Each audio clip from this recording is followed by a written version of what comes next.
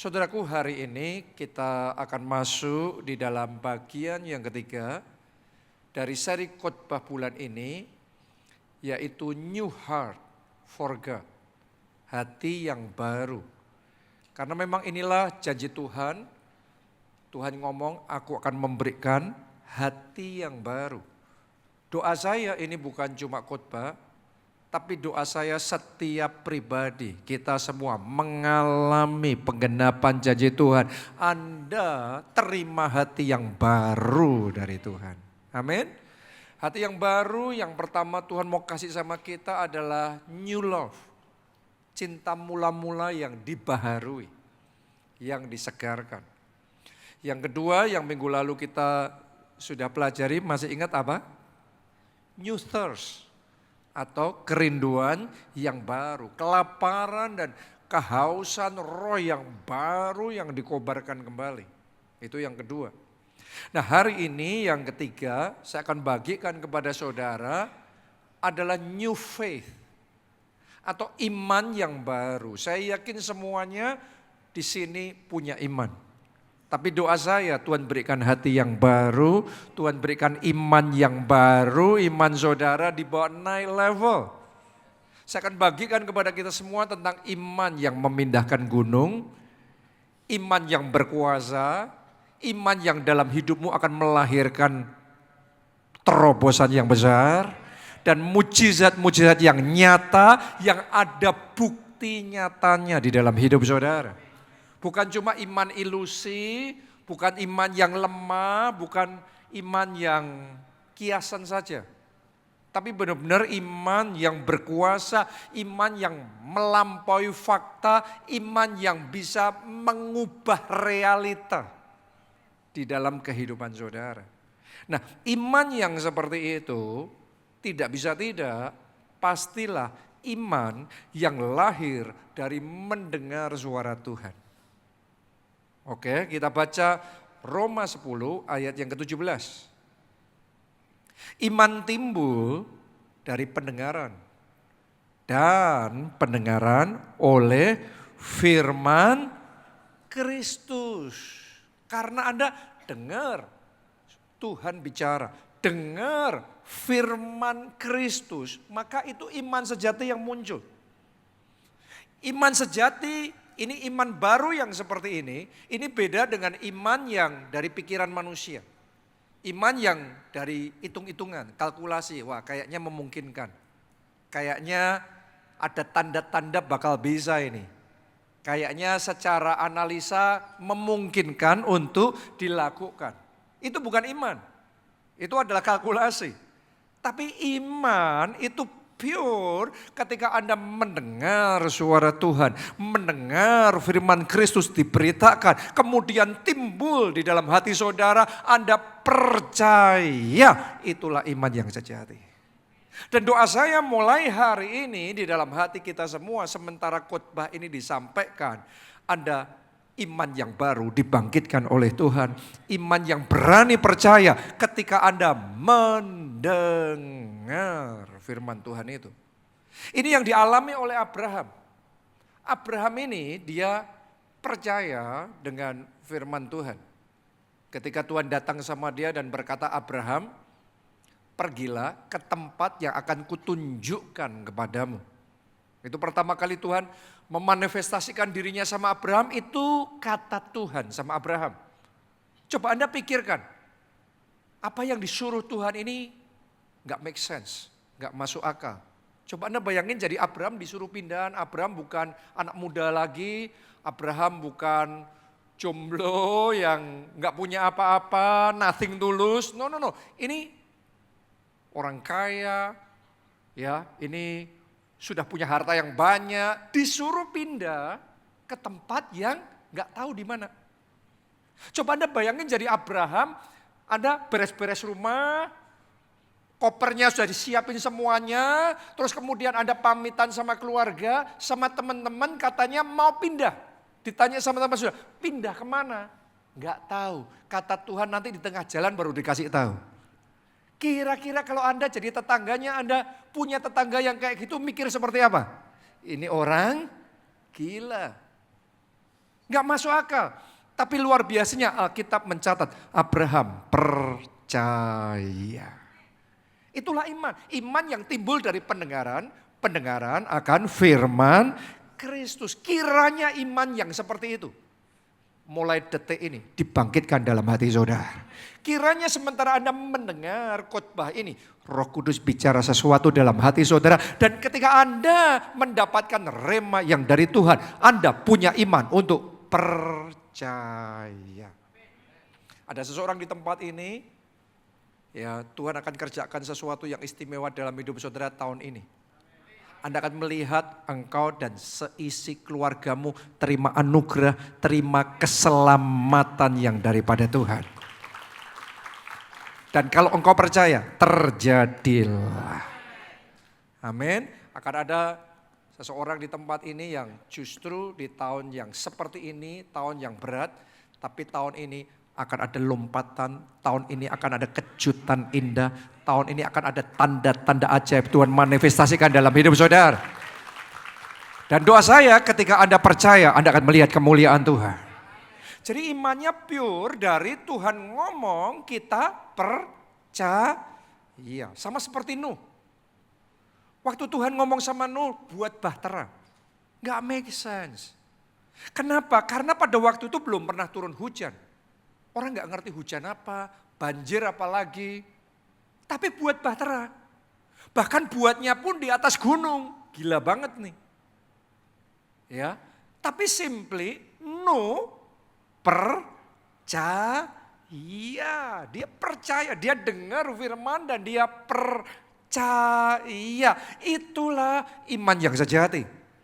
Iman sejati nggak pakai kalkulasi, iman yang sejati nggak pakai hitung-hitungan, mungkin apa tidak, bisa apa tidak, kemungkinannya berapa besar.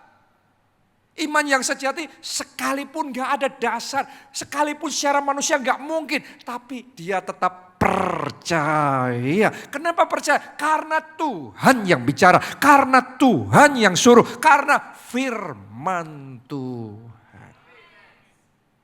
Ketika pertama kali Pak Obaja, Bapak rohani kita jadi pendeta, Tuhan bicara sama Pak Obaja untuk membeli gedung bioskop dan mengubahnya jadi gedung gereja. Pada waktu itu dihitung dari manapun itu hal yang tidak memungkinkan untuk dilakukan. Karena gereja kita jemaat masih baru awal dan sangat sedikit sekali. Hampir dipastikan boleh dikatakan nggak mungkin lah gitu. Ya, secara manusia. Tapi Tuhan bicara. Remanya kuat sekali di dalam roh.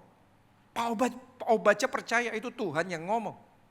Karena percaya walaupun hitung-hitungan gak masuk akal. Pak Obaja melangkah dengan iman. Kenapa melangkah? Karena percaya. Karena dia mendengar firman. Karena dia mendapat rema dan dia percaya.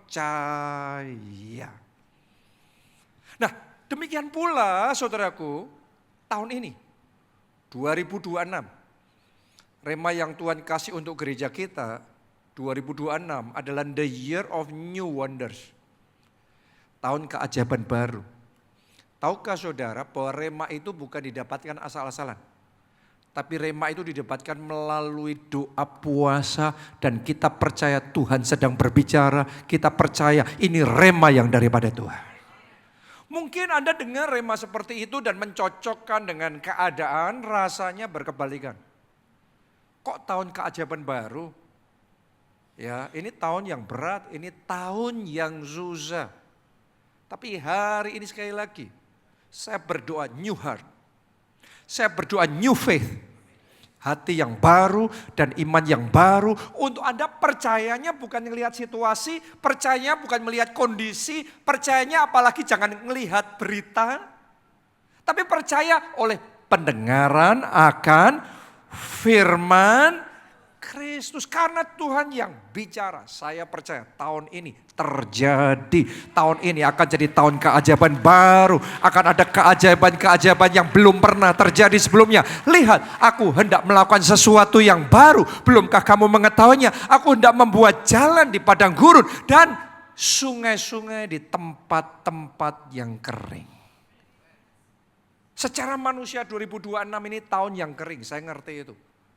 Tapi saya nubuatkan akan ada orang di sini. Di sini saya berdoa itu saudara, Anda juga yang mengikuti secara online. Justru di tahun yang kering, Tuhan akan membuat sungai-sungai berkat, sungai anugerah, sungai kebaikan, sungai kemenangannya mengalir limpahnya dalam hidup saudara. Katakan amin dan tepuk tangannya yang paling meriah buat Tuhan kita. Doa saya ada hati untuk percaya. Saya senang sekali dengar video kesaksian di ibadah minggu lalu. Seorang disabilitas, seorang jemaat gereja kita, ya, dia kehilangan kaki, satu kaki hilang dan kemudian dia merasa putus asa dalam hidupnya sampai mau mengakhiri dirinya sendiri. Ya, tapi dalam titik itu Tuhan selamatkan dia, Tuhan jamah dia. Dan kemudian Tuhan berikan rema, Tuhan bicara sama dia, mintalah maka bangsa-bangsa akan kuberikan kepadamu. Anda masih ingat gak kesaksiannya minggu lalu? Waktu saya dengar itu saya heran saudaraku, karena wow, ini namanya Maria Ami, malah sudah terima rema Yusi lebih dulu. Karena rema Yusi tahun ini adalah bangsa. Ya, saya salut sama dia. Kenapa? Karena saat orang lain dengar rema Yusi, bangsa-bangsa, sebagian ngomongnya, wah gak relate sama saya. Saya aja masih pusing dengan urusan keluarga, urusan pekerjaan, saya suruh mikirin bangsa-bangsa kejauhan. That is the problem. Banyak orang terima rema dari Tuhan, terus dicocokin dulu sama keadaannya. Gak cocok ini keadaannya. Jadi remanya dikecilkan oleh logikanya. Makanya gak pernah ngalami kuasa Tuhan. Tapi Maria Ami ini seorang disabilitas yang sudah mau mengakhiri hidupnya karena hopeless dengan hidupnya. Tapi ketika Tuhan bicara, mintalah maka bangsa-bangsa ku berikan. Dia percaya. Dan karena dia percaya kuasa Tuhan bekerja. Dan karena kuasa Tuhan bekerja, minggu lalu kita dengar kesaksiannya. Benar-benar dia ikut pertandingan internasional para olimpiade. Dan dia menang prestasinya sampai ke bangsa-bangsa. Akan ada di tempat ini, saya nubuatkan pengusaha yang bisnisnya sampai ke bangsa-bangsa. Akan ada orang di tempat ini atlet yang prestasinya sampai ke bangsa-bangsa. Akan ada influencer, akan ada selebgram di tempat ini yang influence-nya sampai ke bangsa-bangsa. Dan doa kita, gereja kita, Tuhan juga bawa jadi berkatnya sampai bangsa-bangsa. Kasih tepuk tangan yang paling meriah buat Tuhan yang sudah berfirman, Tuhan yang berbicara dan Tuhan pasti menggenapi. Tapi kita harus percaya. Nah, iman yang sejati seperti ini bukan sekedar iman di hati, tapi juga harus jadi iman di kaki. Mari kita baca Yakobus 2 ayat yang ke-17. Demikian juga halnya dengan iman. Jika iman itu tidak disertai perbuatan, maka iman itu pada hakikatnya adalah mati. Jadi kalau cuma percaya dalam hati, tapi nggak ada perbuatannya, nggak melangkah dengan iman, mati, nothing. Makanya itu alasan banyak orang Kristen nggak ngalami keajaiban, nggak ngalami kuasa Tuhan. Kenapa? Beriman di hati, tapi nggak pernah melangkah dengan nyata. Jadi hari ini yang pertama, iman yang berani melangkah bahkan sebelum melihat apapun. Oke, semuanya katakan berani melangkah.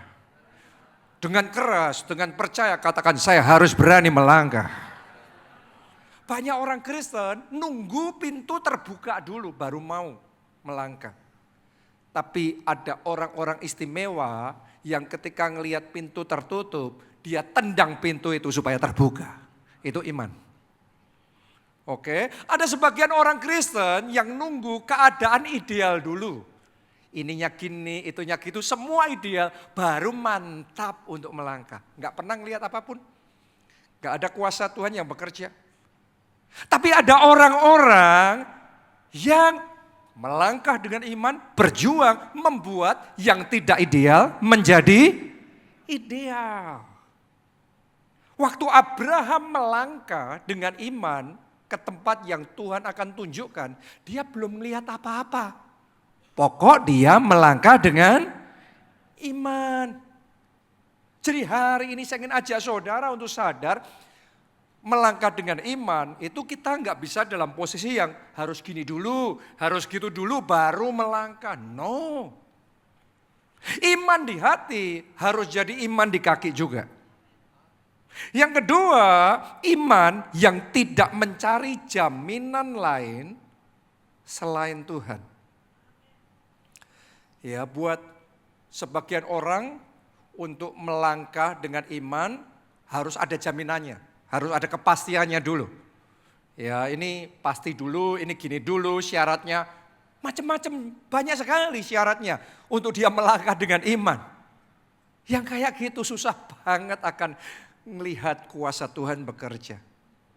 Coba Anda bayangin diri saudara dalam posisinya Petrus yang pada waktu itu terombang-ambing di tengah laut dalam perahunya, dan kemudian Tuhan suruh Petrus untuk keluar dari perahu dan mulai berjalan di atas air. Coba Anda yang sedang ngambil pertimbangan melangkah enggak ya. Terus kemudian Anda ngomong sama Tuhan kalau melangkah harus gini dulu, harus gitu dulu. Anda bayangkan kalau perkataan yang sama diucapkan sama Petrus. Ini harus keadaan ideal dulu ya. Kalau memang mujizat mau terjadi, anginnya harus reda dulu ya, maka cuacanya harus terang dulu ya. Lautnya, ombaknya harus reda dulu, terus dites dulu pakai tangan, sudah kaku belum, sudah keras belum, airnya sudah membeku belum, jadi es apa belum, kalau sudah baru melangkah. Nah itu banyak orang Kristen tidak pernah ngalami kuasa Tuhan karena banyak banget syaratnya untuk mujizat terjadi. Tapi yang luar biasa, Petrus nggak ada jaminan loh saudaraku. Jaminannya apa? Cuma perkataannya Yesus. Yesus suruh melangkah. Dan dia melangkah. Dan karena dia melangkah, walaupun dianggap gila sama orang lain, tapi hari ini orang gila ini tercatat dalam sejarah sebagai orang yang berjalan di atas air. Berapa banyak orang waras tapi nggak pernah ngalami mujizat. Saya berdoa Anda cukup gila untuk berani percaya Tuhanmu hidup, Allahmu berkuasa, dan Allah sanggup untuk mengerjakan mujizat. Sehingga engkau melangkah dan engkau akan melihat kemuliaan Tuhan jadi di dalam kehidupan saudara. Amin. Ketika Pak Obaja melangkah untuk membeli gedung bioskop jadi gedung gereja. Ketika Pak Obaja melangkah untuk meninggalkan bisnisnya. Tadinya pengusaha, kemudian dia jadi pendeta, jadi hamba Tuhan. Apa ada jaminan gereja pasti maju, apa yang dikerjakan akan selalu berhasil? Apa ada jaminan? Banyak orang nunggu jaminan dan nunggu kepastian, harus gini, harus gitu, nunggu ideal, gak pernah ngelihat apapun. Hari ini saya berdoa sama saudara, arahkan diri saudara sama Tuhan sampai Anda bisa nangkep frekuensinya Tuhan, sampai Anda bisa dalam roh ngerti Tuhan sedang bicara sama saudara dan Tuhan sedang memberikan rema di dalam hati saudara. Begitu Anda nangkep signal dari Tuhan, saya tantang saudara berani melangkah dengan iman, berani melangkah dengan iman, maka Anda akan melihat kemuliaannya nyata. Tepuk tangannya yang paling meriah buat Tuhan kita. Yang ketiga, iman yang tidak tunduk pada limitasi manusia. Kalau Anda lihat ya, kadang-kadang sebagian orang itu percaya sama Tuhan, tapi ngitung. Dan kemudian nganggap modal saya nggak cukup, saya nggak punya kenalan, saya nggak punya koneksi, saya nggak punya skill yang cukup, dan lain sebagainya. Karena itu tidak bisa lah, gimana nggak bisa kok. Karena keterbatasan manusia. Tapi hari ini saya mau ngomong sama saudara, biarlah iman yang baru, new faith ini dibangkitkan dalam hati saudara. Iman yang berani percaya melampaui keterbatasan manusia. Seperti janda Nabi itu. Dia punyanya cuma sedikit minyak dalam buli-buli. Tapi kemudian Nabi Elisa ngomong sama dia, kumpulkan bejana. Jangan dikit ya, yang banyak. Dan dengan iman mulai mencurahkan minyak yang dikit itu ke dalam bejana. Anda harus tahu kalau enggak terjadi mujizat, minyaknya rusak, minyaknya habis sekalian. Dan dia enggak punya backup lagi. Satu-satunya yang dia punya ya sudah habis. Ya. Dan ya sudah selesai. Tapi yang luar biasa, walaupun yang dia punya sedikit, tapi yang Tuhan suruh kerjakan banyak, yaitu bejana-bejana yang banyak ini, dia ngelihatnya Tuhan yang tidak terbatas. Dia tidak melihat minyaknya yang terbatas, tapi dia melihat Tuhannya yang tidak terbatas.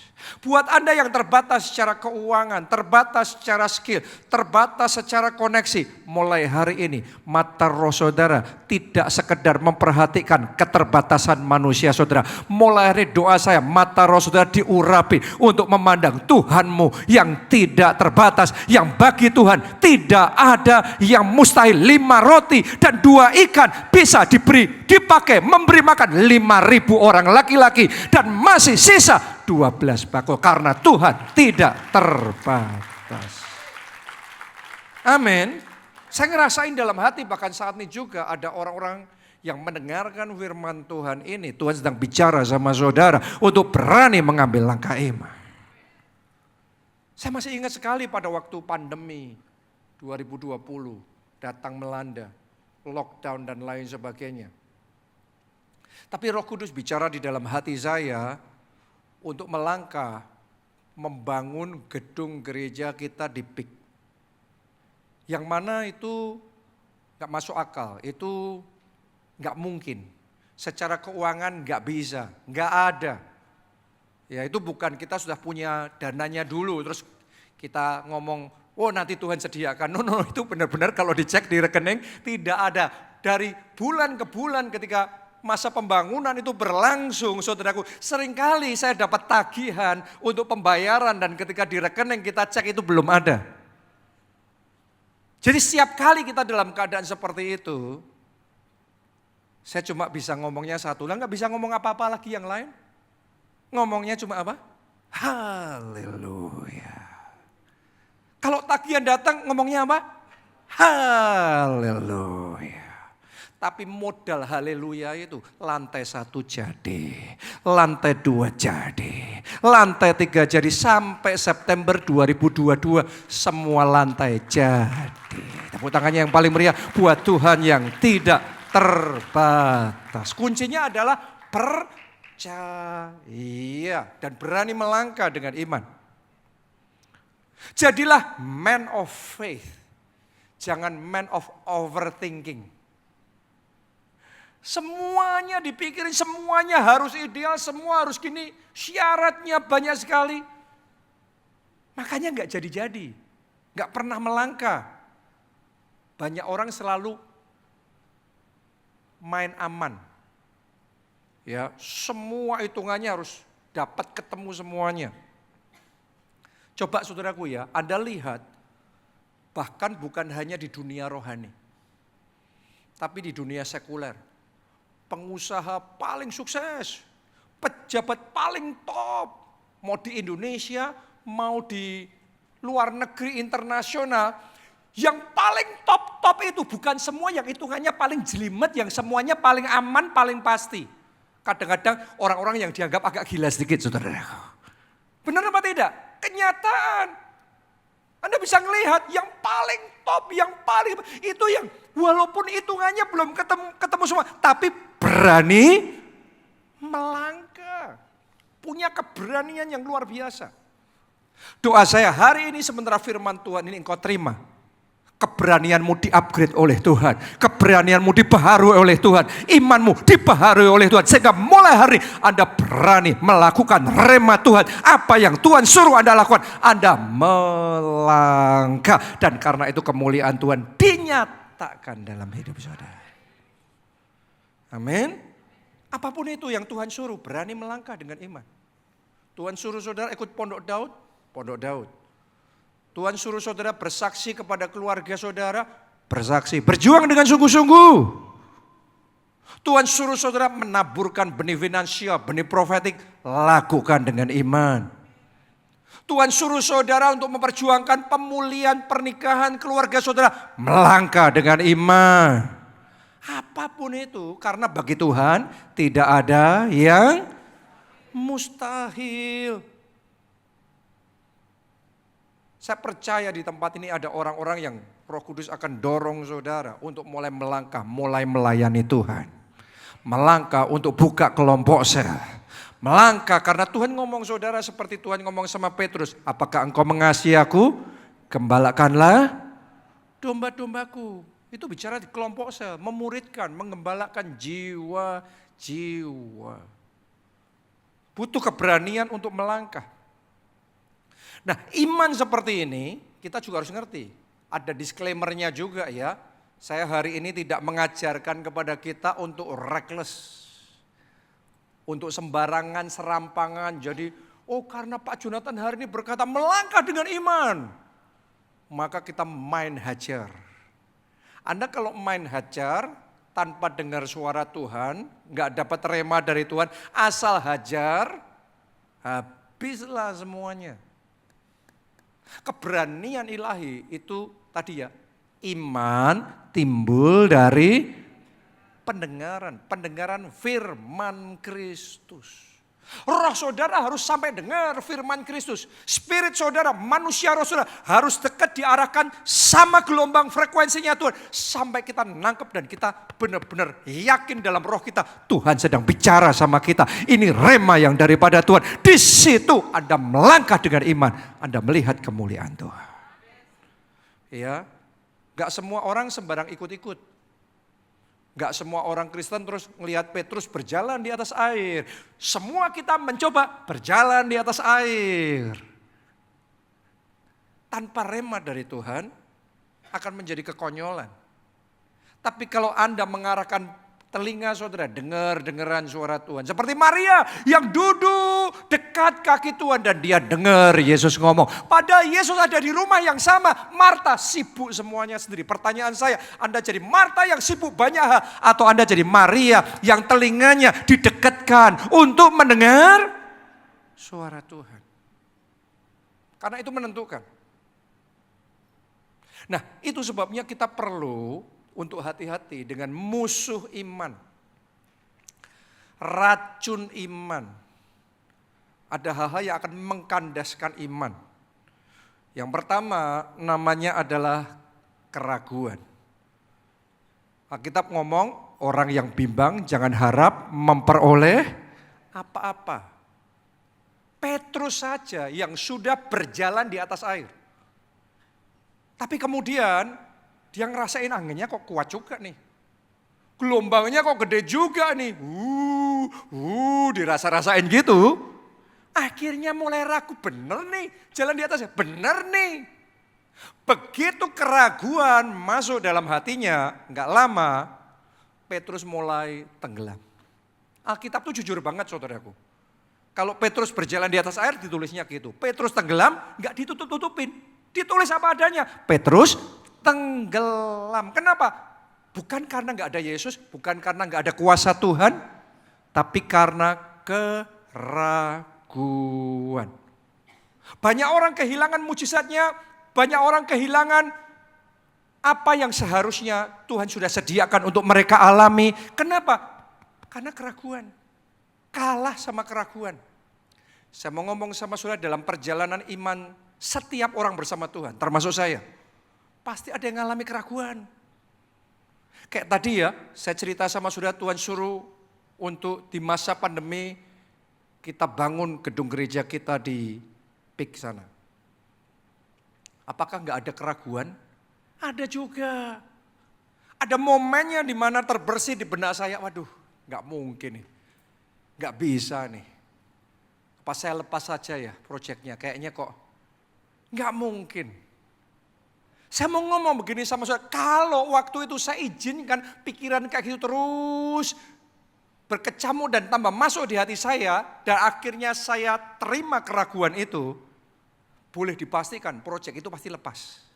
Dan tidak pernah akan ada kesaksian di masa pandemi, kuasa Tuhan dinyatakan.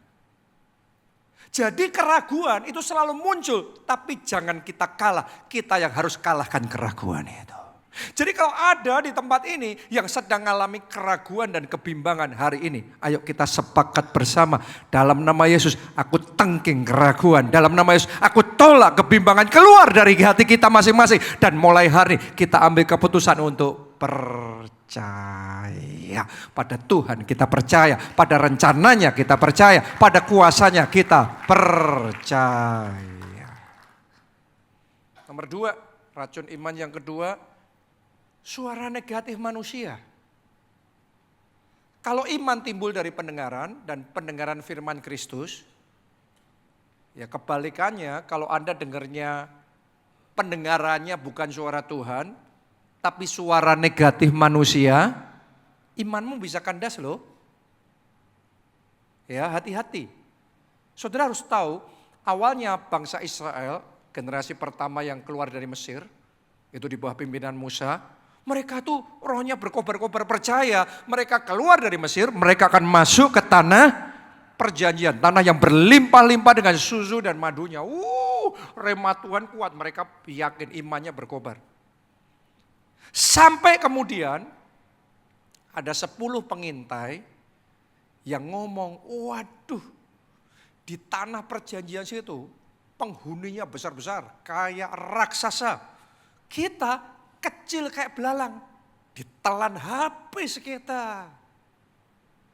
Dan itu perkataan negatif itu ngena di hati. Hati-hati saudaraku ya. Perkataan negatif itu apa? Ngena di hati, imannya rontok. Begitu imannya rontok, Anda baca di Alkitab. Generasi pertama itu gagal masuk ke tanah perjanjian. Jumlahnya bangsa itu 2 juta orang. Yang ngomong itu 10 orang. 10 orang, perkataan negatif 10 orang membuat satu bangsa kehilangan destiny yang besar. Kadang-kadang yang ngomong itu belum tentu orang lain, belum tentu orang yang memusuhi kita. Kadang-kadang itu yang ngomong itu bisa keluarga kita sendiri, orang yang bermaksud baik sama kita, teman kita sendiri, tapi enggak nangkep rema Tuhan dia. Anda ngerjain rema Tuhan, dia ngomongnya perkataan manusia, pikiran manusia. Dan kalau Anda terima perkataan manusia, rontok imanmu. Hilang apa yang harusnya tanah perjanjian, berkat perjanjian yang harusnya Anda bisa dapatkan, hilang karena perkataan manusia. Hati-hati. Tidak semua orang yang bermaksud baik, perkataannya dari Tuhan. Anda harus paham itu. Waktu pertama kali saya selesai sekolah Alkitab, terus kemudian saya diutus untuk merintis gereja di Jogja. Ada orang-orang yang bermaksud baik, tapi ngomongnya adalah apa mungkin. Waktu itu saya baru umur 20 tahun, masa anak muda umur 20 tahun jadi pendeta, jadi gembala sidang lagi. Nggak mungkin, kurang pengalaman, kurang ini, kurang itu. Itu perkataan manusia dan itu bukan musuh loh saudaraku, itu orang baik, orang-orang baik. Tapi kalau saya waktu itu mendengarkan, memilih menerima perkataan itu, maka nggak ada kesaksian bahwa ternyata di masa muda justru kita bisa dipakai Tuhan untuk mengalami perkara-perkara yang lebih dari yang kita pikirkan dan bayangkan. Hati-hati. Saya juga masih ingat ketika Tuhan suruh untuk saya memulai gereja kita di Jakarta ini. Ada orang-orang yang berkata bahwa kalau gereja Jakarta buka gereja di daerah bisa maju. Karena kelasnya beda. Tapi kalau gereja daerah buka gereja di Jakarta berat, susah, gak mungkin. Itu bukan perkataan orang yang gak kenal Tuhan. Itu perkataan hamba-hamba Tuhan yang ngomong sama saya. Tapi kalau saya dengar perkataan seperti itu, gak ada GKA Jakarta hari ini. Gak ada tempat di Soho Capital, di Pink, gak ada terobosan revival yang kita alami hari ini. Banyak orang dapat rema dari Tuhan, tapi menerima perkataan manusia yang negatif. Kandas remanya. Hari ini saya berdoa Anda diberikan keberanian untuk menerima hanya perkataan Tuhan saja dan percaya 100% melangkah dengan iman sampai semuanya tergenapi. Tepuk tangannya yang paling meriah buat Tuhan kita. Haleluya. Yang ketiga, racun iman yang ketiga, logika manusia. Ya, maksud saya gini, logika yang bertentangan dengan rema Tuhan. Kita semua mesti pakai logika, karena logika itu Tuhan yang kasih. Ya, tetapi saya mau ngomong sama saudara, sampai di titik tertentu, logika kita harus tunduk sama logikanya Tuhan. Padahal logika kita itu dari otak kita yang cuma segini aja. Sedangkan logikanya Tuhan unlimited. Jadi kalau kita mengukur situasi dengan logikanya kita, maka nggak mungkin. Coba saudara renungkan, dalam setiap fase perkembangan manusia aja, banyak hal yang menurut logika manusia dulu nggak mungkin, sekarang jadi mungkin. Dulu mana bisa orang telepon di negara lain ngomong-ngomong. Nggak bisa, tapi perkembangan teknologi, sekarang orang make sense. Kalau dulu orang nggak masuk akal, tapi karena teknologi manusia bertumbuh, maka yang tidak bisa jadi bisa. Itu teknologi manusia. Saya ngomong sama saudara, Tuhan punya teknologi di atas teknologi yang manusia belum pahami, dan hari ini banyak hal yang manusia ngomong nggak mungkin. Tapi bagi Tuhan tidak ada yang mustahil. Katakan amin. Tepuk tangannya pula yang paling meriah buat Tuhan kita. Banyak kali Tuhan suruh saya ngelakuin sesuatu secara logika manusia. Tidak mungkin, tidak cukup, tidak bisa. Tetapi karena Tuhan yang berbicara, kita taat. Dan karena kita taat, kuasanya bekerja. Oke, yang keempat. Racun iman yang keempat, statistik yang menakutkan. Balik lagi, statistik manusia ada batasannya. Saya suka statistik, saya juga dalam mengambil keputusan banyak pertimbangan, membutuhkan statistik, membutuhkan data dan macam-macam. Tapi saya yakinkan saudara, sampai di titik tertentu Tuhan melampaui statistik manusia. Amin. Saya kasih cerita saudara, zaman pandemi itu ahli-ahli kesehatan paling top di seluruh dunia memprediksi di Afrika itu kematian terbesarnya. Kenapa? Karena virusnya berbahaya dan teknologi kesehatan, fasilitas kesehatannya sangat terbatas. Tapi gereja-gereja Tuhan di Nigeria, mereka percaya bahwa ada perlindungan Tuhan yang sempurna, ada kuasa Tuhan yang sanggup menyembuhkan dan menyehatkan kita. Dan mereka tetap hajar melangkah dengan iman. 2 tahun pandemi berjalan. Selama 2 tahun saya cerita gitu sama dokter-dokter di Indonesia. Sebagian ngomong gini sama saya, jangan tergesa-gesa Pak Jonathan. Kita tunggu dulu, nanti jangan-jangan ngomong gini, terus kemudian akhirnya beda ceritanya. Sekarang kan bisa cerita kan sudah selesai kan pandemi. Selama 2 tahun pandemi itu saudaraku, ternyata statistik Nigeria ini paling beda daripada yang lain-lain di dunia. Yang lain, coba Anda ingat gak, waktu itu zaman itu selalu diumumkan, diberitakan berapa yang kena COVID, berapa yang mati. Betul apa tidak? Ya, tapi di Nigeria 2 tahun, selama 2 tahun pandemi, yang kena COVID dan meninggal itu 2.000 orang. Sangat sedikit, saking sedikitnya, lebih sedikit yang meninggal karena COVID daripada yang meninggal karena digigit ular. Artinya COVID is nothing, ya ibaratnya kayak flu atau apa penyakit yang lain yang tingkat kematiannya kecil. Ada statistik manusia.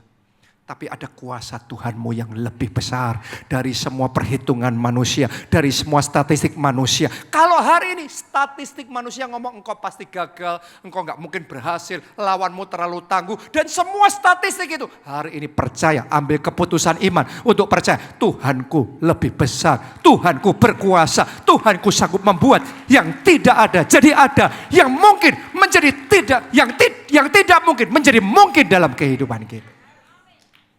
Karena kita punya Tuhan yang besar. Yang terakhir, yang kelima. Racun iman yang kelima adalah pengalaman yang pahit. Saya melihat berulang-ulang ada orang-orang yang beriman, percaya, berpuasa, berdoa, berjuang dalam iman, tapi enggak sembuh. Tapi mujizat enggak terjadi. Tapi akhirnya bisnisnya kandas dan habis. Dan itu menjadi pengalaman pahit, akhirnya kecewa, terus kemudian gak berani berharap banyak lagi. Gak berani percaya lagi. Dan akhirnya memang ya gak ngalami apa-apa. Saya mau ngomong begini sama saudara, yang namanya kegagalan. Semua orang juga ngalami. Saya berjuang dengan iman seperti apapun juga diizinkan ngalami hal-hal yang sama seperti itu. Tetapi sama-sama ngalami yang sama. Sementara yang lainnya membiarkan pengalaman pahit ini jadi trauma yang membuat gak berani percaya lagi. Tapi saya ambil keputusan dalam hidup saya, justru ngalami yang gak baik itu, kita harus lebih percaya lagi sama Tuhan. Itu titik keputusan iman. Itu bukan perasaan. Ketika kita jelas-jelas terbaring di rumah sakit, tapi mulut kita ngomongnya oleh bilur-bilur Yesus aku sembuh. Aku sehat. Jelas-jelas kalah. Jelas-jelas kalah. Tapi kita ngomong dengan dalam nama Yesus sudah menang. Mujizat sudah terjadi. Kebanyakan orang kan nganggep kita nggak waras gila yang ngomong kayak gitu. Kenapa? Karena mereka ukurannya waras nggak waras, gila nggak gilanya dari realita yang terjadi sekarang. Terus wah ini nggak cocok, ini gila, ini nggak waras. Mereka nggak paham ketika kita ngomong seperti itu. Oleh bilur-bilur Kristus, aku sembuh. Dalam nama Yesus kemenangan terjadi. Kita ngomong itu adalah untuk menciptakan realita kita. Adalah mengubah realita kita. Dan saya buktiin sama saudara ya. Misalnya dalam perjalanan memimpin gereja. Kita buka gereja di berbagai tempat. Bukan tanpa hambatan. Banyak hambatannya. Ada beberapa gereja kita ya ditutupin. Di masa lain ditutup. Di masa lain ditutup. Kita sudah doa, puasa, berjuang. Keluar duit banyak, usaha banyak, macam-macam. Kenyataannya tetap ditutup. Tapi saya bersaksi sama saudara. Semakin ditutup, sebagian orang anggap ya sudah berjuang, realitanya ditutup. Terus menyerah. Ya memang ya gitu gak pernah bisa ngalami kemuliaan Tuhan. Justru semakin ditutup, semakin kita percaya pasti ada kemuliaan, pasti ada kebangkitan terjadi. Tuhan bisa membangkitkan Lazarus yang sudah 4 hari mati. Tuhan bisa membangkitkan dan membuka yang sudah tutup, dibuka kembali. Dan saya saksikan sama saudara, satu demi satu tempat-tempat kita yang sudah tutup, dibuka lagi. Dibuka lagi dan kegerakan terjadi dan kemenangan terjadi. Jadi mau ngomong apa? Mau ngomong bukti. Kita nggak nunggu bukti, kita ini menciptakan bukti. Kita nggak ngelihat situasi sekarang, kita membentuk realita situasi kita bersama dengan Tuhan. Karena kita punya Tuhan yang besar. Siapa percaya Anda punya Tuhan yang besar? Nyanyikan lagu ini bersama. Bangkit berdiri semuanya. Aku punya Tuhan yang besar, yang tak berjanji dan sanggup. Anda yang percaya, angkat 2 tanganmu tinggi-tinggi. Katakan, imanku bersepakat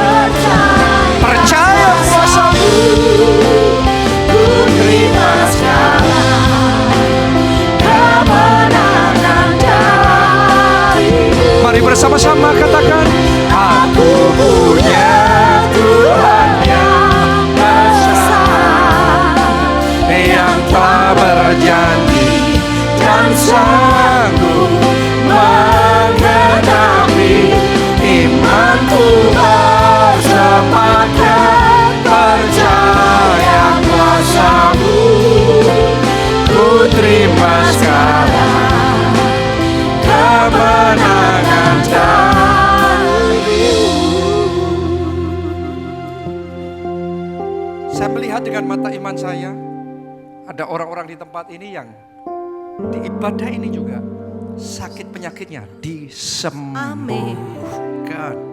Saya melihat dengan iman, ada jawaban-jawaban doa sedang Tuhan berikan. Ada orang-orang yang keluarganya dipertobatkan dan diselamatkan. Saya sedang melihat dengan iman.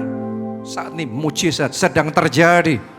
Kekalahan dirubah menjadi kemenangan. Amin. Kegagalan dirubah menjadi keberhasilan. Amin. Dan Tuhan membuat yang tidak ada jadi ada. Amin. Yang tidak cukup jadi berkelimpahan. Pertanyaannya, do you believe? Yes. Apakah Anda percaya? Anda yang percaya, ayo kita datang sama Tuhan. Angkat dua tangan saudara, angkat doa saudara di hadapan Tuhan. Angkat suara saudara, mari semuanya berdoa. Semuanya berdoa. Kami percaya pada firman-Mu, kami percaya pada janji-Mu, kami percaya pada kuasa-Mu, kami percaya. Kami tidak berjalan karena melihat dengan mata jasmani, kami berjalan dengan iman. Kami akan merubah yang kami lihat secara jasmani karena kami punya Tuhan yang besar. Saat ini juga oleh bilur-bilur Kristus kami sembuh. Dalam nama Yesus mujizat terjadi, pemulihan keluarga terjadi. Jadi dalam nama Yesus. Coba doa, Tuhan berikan saat ini. Dalam nama Yesus, dalam nama Yesus, dalam nama Yesus. Pintu-pintu terbuka, pintu-pintu terbuka dalam nama Tuhan Yesus. Aku punya Tuhan yang besar, yang telah berjanji dan sanggup menggenapi imanku bersepakat percaya kuasa-Mu. Ku terima sekarang Kemenangan. Mari yang terakhir, yang terbaik.